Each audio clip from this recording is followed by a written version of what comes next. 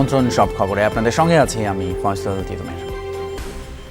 পবিত্র ঈদ উল ফিতর আজ শুক্রবার সন্ধ্যা ৬টা ১৬ কক্সবাজারে শাওয়াল মাসের চাঁদ দেখা গিয়েছে।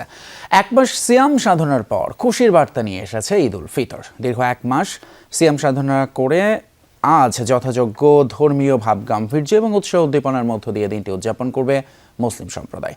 শনিবার সকালে সারা দেশে ঈদগাহ সহ বিভিন্ন মসজিদে ঈদের নামাজ আদায় করবেন মুসল্লিরা। দীর্ঘ একটা মাস রোজা রাখার পর আগামীকালকে ঈদ, অনেক খুশি লাগতেছে। দোয়া করি আল্লাহর কাছে যেন সবাই খুব খুব খুব সুন্দরভাবে সবাই ঈদ উদযাপন করুক। ধর্ম বর্ণ নির্বিশেষে সবাই ঈদের আনন্দ নিজেদের ভিতরে ভাগাভাগি করে নিব। এই ঈদের আনন্দ ছড়িয়ে পড়ুক আমাদের সবার মাঝে। প্রিয়জনের হাসি মুখ দেখতে সব বাধা ডিঙিয়ে ঘরে ফিরেছে লাখো প্রাণ। তবে মেঘলা আকাশ আর অঝোর বৃষ্টি বাগড়া দিতে পারে ঈদ উৎসবে, তেমনই শঙ্কার কথা জানিয়েছে আবহাওয়া অধিদপ্তর। সেই হিসেবেই প্রস্তুত জাতীয় ঈদগাহ, যেখানে রাষ্ট্রপতিকে সাথে নিয়ে প্রথমবারের মতো নামাজ আদায় করবেন প্রধানমন্ত্রী তারেক রহমান।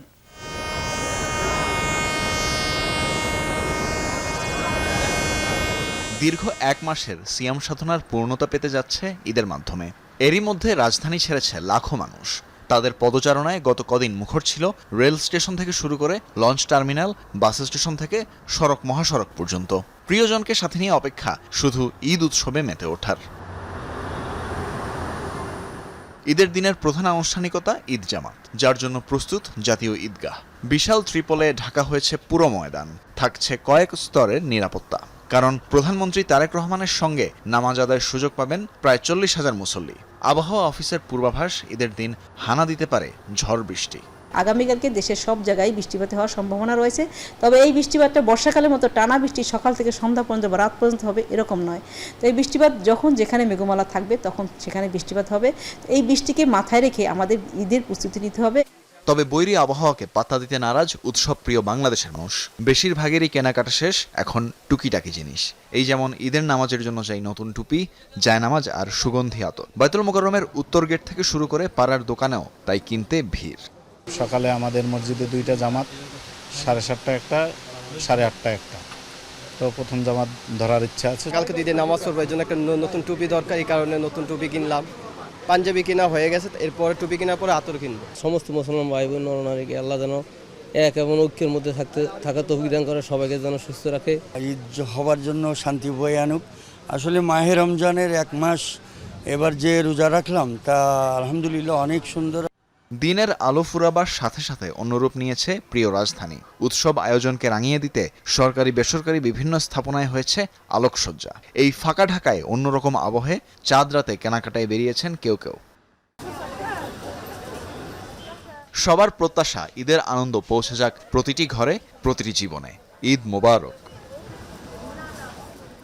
তানভীর মৌসুম, যমুনা নিউজ, ঢাকা। সারা দেশবাসীকে ঈদের শুভেচ্ছা জানিয়েছেন প্রধানমন্ত্রী তারেক রহমান। একই সাথে বিশ্ব মুসলিম উম্মার প্রতি আন্তরিক অভিনন্দন এবং মোবারকবাদও জানিয়েছেন তিনি। বলেছেন, ত্যাগ, তাকওয়া আর সংযমের শিক্ষা দিয়েছে পবিত্র রমাদান। বিসমিল্লাহির রহমানির রহিম। ঈদ মোবারক। প্রিয় দেশবাসী, আসসালামু আলাইকুম। ত্যাগ, তাকওয়া আর সংযমের শিক্ষা দিয়ে বিদায় নিয়েছে পবিত্র মাহে রমাদান। মাসব্যাপী সিয়াম সাধনার পর মুসলিম উম্মার বিশ্বজনীন ঐক্য, সংহতি, সহমর্মিতা এবং অনাবিল আনন্দের বার্তা নিয়ে এলো পবিত্র ঈদ উল ফিতর। প্রতিটি ঘরে, প্রতিটি পরিবারে ঈদ আনন্দ পৌঁছে যাক সকলের তরে। আসুন আমরা রমাদানের আদর্শে উদ্বুদ্ধ হয়ে একে অপরের সঙ্গে পবিত্র ঈদ আনন্দ ভাগাভাগি করে নেই। ঈদ উল ফিতর উপলক্ষে আমি প্রিয় দেশবাসীকে জানাই পবিত্র ঈদ উল ফিতরের শুভেচ্ছা। বাংলাদেশ সহ বিশ্ব মুসলিম উম্মার প্রতি জানাই আন্তরিক অভিনন্দন ও মোবারকবাদ। ঈদ মোবারক। আল্লাহ হাফেজ। অন্যদিকে দেশবাসীকে পবিত্র ঈদ উল ফিতরের শুভেচ্ছা জানিয়েছেন জামায়াত ইসলামের আমির এবং জাতীয় সংসদের বিরোধী দলীয় নেতা ডক্টর শফিকুর রহমান। শুক্রবার এক ভিডিও বার্তায় তিনি ভেদাভেদ ভুলে সবার মাঝে ঐক্য ও ভালোবাসার সেতু বন্ধন গড়ে তোলার আহ্বান জানিয়েছেন। ঈদ উল ফিতরে আমি প্রিয় দেশবাসীকে, ভাই বোনদেরকে আমার অন্তরের অন্তঃস্থল থেকে খুশ আমদেদ জ্ঞাপন করছি। আল্লাহ রাব্বুল আলামিন এই দেশবাসীকে রিজেকের বারাকা, সম্মানের বারাকা দিয়ে মালামাল করুন। প্রিয় দেশবাসী, আপনাদের সকলের জন্য বুক ভরা দোয়া থাকলো। যে যেখানে আছেন আল্লাহ রাব্বুল আলামিন আপনাদেরকে সুস্থতার সাথে রাখুন, দীর্ঘ হায়াত দান করুন। রহমত, মাগফিরাত আর নাজাতের মাস রমজান শেষ দিনে বাড়তি গুরুত্ব এনেছে পবিত্র জুমাতুল বিদা। রাজধানী সহ সারা দেশের মসজিদগুলোতে ছিল মুসল্লিদের উপচে পড়া ভিড়। জুম্মাবারে সকাল থেকেই ধর্মপ্রাণ মুসল্লিদের গন্তব্য মসজিদ। রমজানের শেষ শুক্রবার হিসেবে দিনটি মুসলিম উম্মার কাছে অত্যন্ত তাৎপর্যপূর্ণ এবং ফজিলতময়। রাজধানী জাতীয় মসজিদ বায়তুল মোকাররম সহ দেশের প্রতিটি মসজিদেই ছিল মুসল্লিদের ঢল। খুতবায় রমজান মাসের ফজিলত, আত্মশুদ্ধি এবং ইবাদতের গুরুত্ব বিশদভাবে ব্যাখ্যা করা হয়। মুসল্লিরা তাদের ব্যক্তিগত গুনাহ মাপ চাওয়ার পাশাপাশি দেশ ও জাতির কল্যাণ এবং মুসলিম উম্মার ঐক্য ও শান্তি কামনা করে বিশেষ মোনাজাত করেন।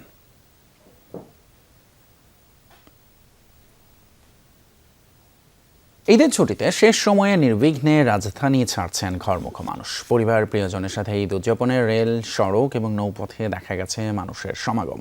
তবে গত কদিনের মতো উপচে পড়া ভিড় ছিল না কোথাও। একই অবস্থা সড়ক পথেও বাসের সহজলভ্যতার পাশাপাশি কমেছে মহাসড়কে যানজটের ভোগান্তি।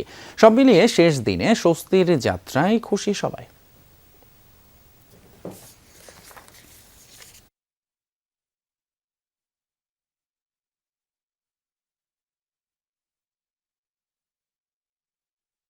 ঈদ যাত্রার খবর দেখব আমরা।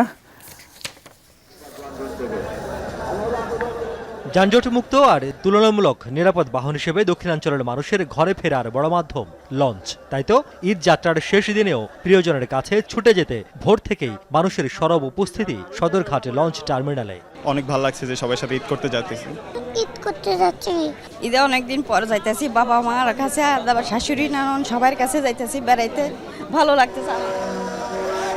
দক্ষিণ ও দক্ষিণ পূর্বাঞ্চলের 37টি রুটে সকাল 8টার পর থেকেই যাত্রী নিয়ে ছেড়ে যায় লঞ্চগুলো। বাড়তি ভাড়া নিয়ে নেই অভিযোগ অনুযোগ। অনাকাঙ্ক্ষিত দুর্ঘটনা এড়াতে তৎপর আইনশৃঙ্খলা রক্ষাকারী বাহিনীর সদস্যরা। রাস্তা থেকে শুরু করে সম্পূর্ণ ক্লিয়ার ছিল, আসতে কোনো জ্যামজাট পোহাতে হয় নাই এবং লঞ্চের যে ডিসিপ্লিনটা আলহামদুলিল্লাহ মানে অনেক অনেক বেটার। পরিবারের সাথে ঈদ করার আনন্দটাই আলাদা, তাই শত ভোগান্তি পেরিয়ে পরিবারের সাথে একসাথে ঈদ করতে যাব, এটা অনেক আনন্দের বিষয়। ঈদ যাত্রার সবচেয়ে জনপ্রিয় মাধ্যম ট্রেন। জীবনের ঝুঁকি নিয়ে যেখানে চড়ে ঈদে প্রিয়জনের কাছে যায় মানুষ। তবে গেল কদিনের চিরচেনা সেই দৃশ্য অনুপস্থিত শেষ দিনের ঈদ যাত্রায়। নেই হাঁকডাক, নেই টিকিট না পাওয়া বা পেয়েও ট্রেনে চড়তে না পারার ক্ষোভ, আক্ষেপ। 30 রমজানের টিকিট অগ্রিম না দেয়ায় শুক্রবার যারা ঢাকা ছেড়েছেন তারা ঝামেলা ছাড়াই টিকিট নিয়েছেন বৃহস্পতিবার। স্বাচ্ছন্দ্য বোধে আর কি, লোক সংখ্যা কম, জনসংখ্যা কম, এখন মনে করেন অত লোক নাই, ভিড় কম। গ্রামে যাওয়ার কথা ছিল আর কি 19 তারিখে বা 18 তারিখে, বাট তখন আর কি ওয়েবসাইটে দেওয়া ছিল যে নাকি 20 তারিখে যদি যাই তাহলে আর কি আপনার কালকে রাতেই দেয়া দিবে আর কি। আমার গতকাল যাওয়ার মতো অবস্থা ছিল না, আমার পেশেন্ট আছে ঢাকাতে। শেষ দিনে সড়কপথের অবস্থাও কিছুটা উন্নতি হয়েছে। টার্মিনালগুলোতে চিরচেনা ভোগান্তি নেই ঠিকই, কিন্তু বাড়তি ভাড়া আদায়ের অভিযোগ ছিল কিছুটা। মহাসড়কের কোথাও কোথাও ভুগিয়েছে যানবাহনের ধীরগতি। জামজট আছে, বাচ্চা আছে শুধু, এই কারণে বেশি একটু ঝামেলা কমলে যাবো আর কি। ভাড়া যেটা আগের ভাড়া ওইটাই নেই। 750 টাকা রংপুর, 100 টাকা বেশি নেই। কোনো সমস্যা হয়নি, ঠিক মতো কথার সাথে কাজের সাথে মিল আছে। হ্যাঁ, টিকিট পাইছি, গাড়ি সিরিয়ালে আছে। ঈদ আনন্দের সুখস্মৃতি নিয়ে দিন চারেক পরে আবারও জাদুর শহরে ফিরবে ঘরে ফেরা মানুষ, সে প্রত্যাশায় ঈদ মোবারক। রিয়াজ রায়হান, যমুনা নিউজ, ঢাকা।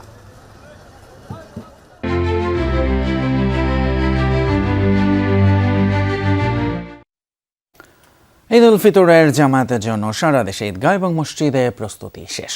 কয়েক স্তরের নিরাপত্তা ব্যবস্থার পাশাপাশি বৈরী আবহাওয়া মোকাবেলায় সবখানেই নেওয়া হয়েছে বিকল্প ব্যবস্থা। দেশের অন্যতম বৃহৎ ঈদ জামাত অনুষ্ঠিত হবে যথারীতি কিশোরগঞ্জের শোলাকিয়ায়। সকাল 10টায় হবে প্রথম জামাত। দেশ বিদেশের লাখো মুসল্লির জন্য বিশেষ 2টি ট্রেন ভৈরব এবং ময়মনসিংহ থেকে জামায়াতের আগে ও পরে চলাচল করবে।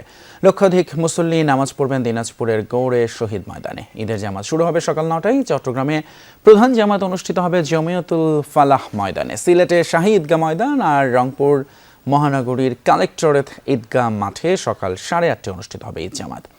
এছাড়া রাজশাহীতে হযরত শাহ মখদুম রাদিয়াল্লাহু আনহু কেন্দ্রীয় ঈদগাহ মাঠ, বরিশালে হেমায়েত উদ্দিন ঈদগাহ মাঠ এবং খুলনায় সার্কিট হাউস ময়দানে ঈদের প্রধান জামাত অনুষ্ঠিত হবে সকাল 8টায়। ঢাকায় চাঁদ রাতের ঈদ আনন্দ উৎসবের আয়োজন করেছে শিল্পকলা একাডেমি। সেগুনবাগিচার একাডেমি প্রাঙ্গণে শুক্রবার সন্ধ্যায় অনুষ্ঠিত হয় এই সাংস্কৃতিক অনুষ্ঠান।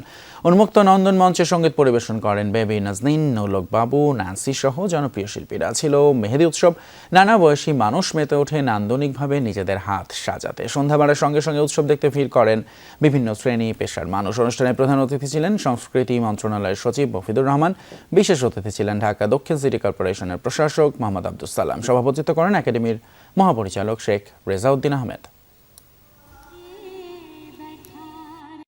চাঁদ রাতে সবাইকে মেহেদি দিয়ে দিচ্ছি, সবাই খুবই খুশি, কালকের জন্য সবাই অনেক এক্সাইটেড। এখানে আপুরা আসছে মেহেদি দিতে, তো সব মিলিয়ে পরিবেশটা খুবই উৎসব মুখর। আমাকে ওনার কনসেপ্টেই বলেছে, যেহেতু আমি ব্যান্ড সং গাই, তো আমাকে ওরকম টাইপেরই কিছু ডিজাইন করে দেবে, তো আমি চেষ্টা করছি। আসলে মেহেদি দেওয়া হয় কিন্তু এইভাবে দেওয়া হয় না।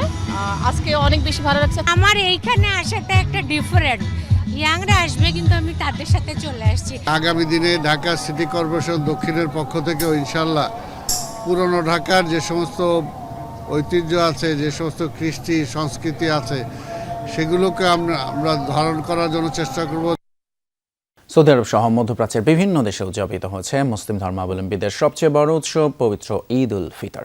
মক্কার স্থানীয় সময় সকাল 6:39 মসজিদুল হারামে অনুষ্ঠিত হয় ঈদ উল ফিতরের প্রথম জামায়াত। খুতবা শেষে বিশ্বজুড়ে মুসলিম উম্মার শান্তি কামনায় দোয়া করা হয়। মদিনার মসজিদে নববীতে ঈদের নামাজ অনুষ্ঠিত হয় 6:40। ইমামতি করেন শায়খ সালাহ আল বুদাইর। যুদ্ধবিধ্বস্ত গাজায় খোলা আকাশের নিচে ঈদের সালাত আদায় করেন ফিলিস্তিনিরা। এদিকে সংযুক্ত আরব আমিরাত, কাতার, কুয়েত, বাহরাইনে ঈদ উল ফিতর উদযাপিত হলেও মধ্যপ্রাচ্যের আরেক দেশ ইরানে ঈদ উদযাপন হচ্ছে আজ। চাঁদ রাতে ঈদের মিছিল করেছে ইনকিলাব মঞ্চ। সন্ধ্যায় শাহবাগ থেকে ঢাকা বিশ্ববিদ্যালয়ের ভিসি চত্বর ঘুরে আবারও শাহবাগে গিয়ে শেষ হয় মিছিলটি। ইনকিলাব মঞ্চের ঈদ মিছিলে যোগ দেন নানা বয়সী মানুষ। ঢাকার বিভিন্ন এলাকা থেকে সন্তানদের নিয়ে যোগ দেন তারা। হাতে ঈদ মোবারক রাখা বিভিন্ন প্ল্যাকার্ড নিয়ে মিছিলে আসেন। কয়েকটি ঘোড়ার গাড়িও যুক্ত হয় মিছিলে। ইনকিলাব মঞ্চের সদস্য সচিব আব্দুল্লাহ জাবের বলেন, ঈদ বাঙালি মুসলমানের সর্বজনীন উৎসব। এছাড়া বাঙালির সংস্কৃতি ধরে রাখতে অন্যান্য যে সকল উৎসব রয়েছে তা উদযাপন করা সবার দায়িত্ব। আন্তর্জাতিক মধ্যপ্রাচ্যে যুদ্ধ পরিস্থিতিতে আটকে পড়া বাংলাদেশিরা ফিরে আসতে চাইলে বিশেষ ব্যবস্থায় তাদের দেশে আনার ব্যবস্থা করবে সরকার। সৌদি আরবে ক্ষেপণাস্ত্র হামলায় নিহত মোশাররফের মরদেহ হস্তান্তর করার সময় শাহজালাল বিমানবন্দরে এই তথ্য জানিয়েছেন পররাষ্ট্র প্রতিমন্ত্রী শামা ওবায়েদ। একই সময়ে প্রবাসী কল্যাণ মন্ত্রী জানান, মোশাররফ সহ এ পর্যন্ত নিহত 5 বাংলাদেশি পরিবারের দায়িত্ব নেবে সরকার। ঈদের একদিন আগে অনেকের মতো পরিবারের কাছে ফিরেছেন মোশাররফ, কিন্তু তার ফেরাটা ভিন্ন রকম। হাসি আনন্দের বদলে স্বজনদের কাছে আসলেন নিথর দেহে। মধ্যপ্রাচ্য যুদ্ধে ক্ষেপণাস্ত্র হামলায় নিহত হতভাগ্যদের মিছিলে নাম উঠেছে প্রবাসী এই রেমিটেন্স যোদ্ধার। আধা ঘন্টা 1 ঘন্টা আগেও কথা বলছে বাড়িতে যে আমি সামনে ইফতার করব, আধা ঘন্টা সময় আছে, তো কালকে কিছু পয়সা পাতি পাঠাবো বাচ্চা কাচ্চার জন্য, তুমি কিছু কেনাকাটা করে দিও। তো আল্লাহ তাআলা এটা আর করতে দিল না, ওনাকে নিয়ে নিছে। পরিবারটা একেবারেই দুর্বল, নিঃস্ব। ওনার বৃদ্ধ বাবা মা ঘরে, ঠিক আছে। পরিবারের একমাত্র আয়ের উৎস উনি ছিল।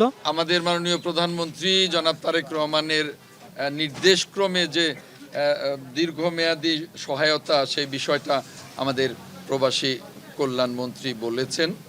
মোশাররফের মতো নিহত 5 জনের মরদেহ এসেছে বাংলাদেশে। তাদের পরিবারগুলোকে সব ধরনের সহায়তা নিয়ে পাশে থাকার নির্দেশ দিয়েছেন প্রধানমন্ত্রী তারেক রহমান। সাময়িকভাবে তাদেরকে আমরা আর্থিক সহযোগিতা করব এবং পাশাপাশি তাদের বাচ্চাদের লেখাপড়ার ব্যবস্থা করব। তাদের পারিবারিক অবস্থা বুঝে আমরা যা যা করার আমরা সংশ্লিষ্ট, এবং তাছাড়া আমাদের আইডেন্টিফাই করতে হবে তাদের ফ্যামিলি মেম্বার কতজন কারা আছে। এছাড়াও যুদ্ধ পরিস্থিতিতে আটকে পড়া প্রবাসীরা চাইলে তাদের বিশেষ ব্যবস্থায় ফিরিয়ে আনা সহ সম্ভাব্য সব ধরনের সহায়তার কথা জানান পররাষ্ট্র প্রতিমন্ত্রী শামা ওবায়েদ। প্রত্যেকটা দেশে আমাদের মিশনগুলো 100% কাজ করছে এবং যারা যারা আসা সম্ভব, আনা ফেরত আনা সম্ভব তাদেরকে আমরা ফিরিয়ে নিয়ে আসবো এবং পরিস্থিতি অনুযায়ী আমরা সেটা করব। আমাদের সংশ্লিষ্ট মন্ত্রণালয়গুলো এখানে আমরা রেডি আছি, সচেষ্ট আছি এবং সেই লক্ষ্যে আমরা কাজ করে যাচ্ছি। ইরান ইসরায়েল আমেরিকা যুদ্ধে মধ্যপ্রাচ্যের বিভিন্ন দেশে আটকে পড়া প্রায় 1000 বাংলাদেশিকে ফিরিয়ে এনেছে সরকার।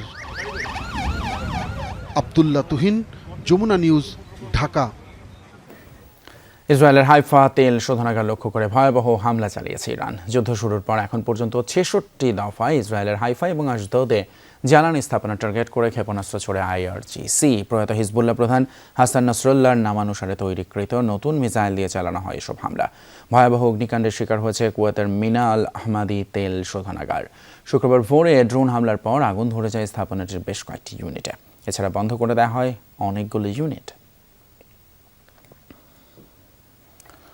অন্যদিকে ইরানেও চলছে যৌথ বাহিনীর মুহুর্মুহু হামলা। শুক্রবার ভোর রাতে তেহরানে ৪ থেকে ৫ দফায় বিমান হামলা চালিয়েছে আইডিএফ। আক্রমণের শিকার হয়েছে পশ্চিমের কারাজ, দক্ষিণের কেরমান এবং হরমুজগান প্রদেশ।